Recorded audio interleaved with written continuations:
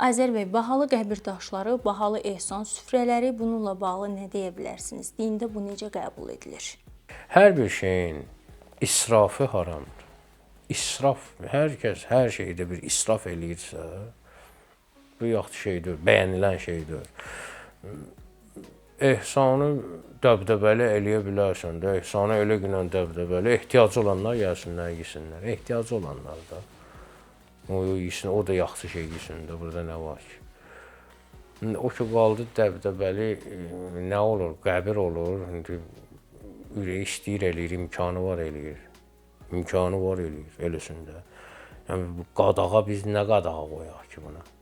İslamda da heç bir qadağası yoxdur. Düşünün, biri, nə bilim, 10 karatlıq brilyant taxır. Bunu heç kim heç demir. Niyə heç kim heç demir? Bir də mərmər qranit, nə bilim, nə qəbir qoyur, bunu deyirlər ki, bu nə hərəkətdir. Adama deyərlər ki, bizə həll ediyin hərəkət nədir? Eləyir də, mənə neyimə lazım atası üçün qızıldan heykəl qoysun. Niyə görüm mən onun işinə qarışım? Yox, din deyir ki, haramdır, belə bir şey mən rastlaşmamışam.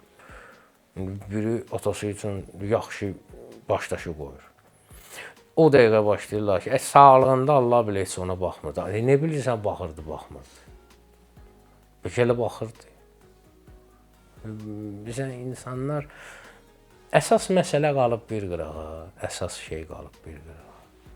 Bu belə dəxli olmayan məsələlərlə insanlar həm vaxtlarını aparırlar, həm də bu qanundur, o ilə bu ilə məşğul olan insan özünü unudur da, öz getdiyi yolu unudur.